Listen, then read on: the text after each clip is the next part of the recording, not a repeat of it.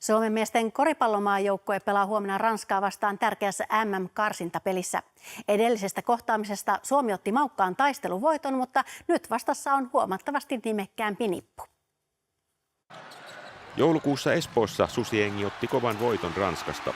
Viimeisillä minuuteilla Suomi tuli kaksinkertaisen olympiahopeamaan rinnalle ja ohi etenkin Alexander Madsenin, Edun Maksunin ja Mikael Jantusen vahvoilla esityksillä. Tällä kertaa Ranskalla on mukana nimimiehiä sekä NBAsta että Euroliigasta. Perjantaina Suomi voitti tahmean pelin jälkeen Unkarin, Ranska taas Belgian. Se on nopea, mutta se on erittäin urheilullinen ja sitten vahvoja yksilöitä. Että kyllä me niin siinä sellaisessa urheilullisuudessa pitää mätsätä ja Belgia vastaan myös haki hyökkäyslevypalloja tosi paljon. Että paljon tulee niin kuin asioita, mitkä on erilaisia kuin Unkarilla, mutta ennen kaikkea se, että kuinka paljon me pystytään niin kuin kamppailussa heitä voittamaan. Ranskalle tärkeää on Lauri Markkasen pysäyttäminen. Tuovi taas korostaa pelirohkeutta.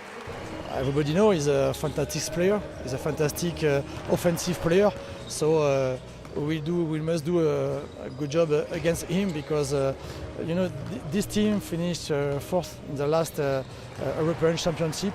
So we know it's a very good test for us and to stop Markkanen of course.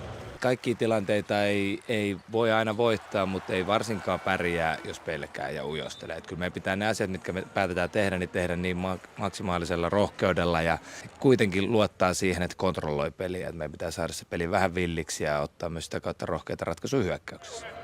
Suomi on jo varmistanut paikkansa MM-jatkokarsinnassa, joka alkaa ensi kuun lopulla. Perjantainen Unkarin voitto ja huominen vieraspeli Ranskaa vastaan ovat tärkeitä, sillä niistä saatavat pisteet seuraavat jatkolohkoon. 6 joukkueen lohkosta 3 maata etenee ensi vuoden MM-lopputurnaukseen Katarissa.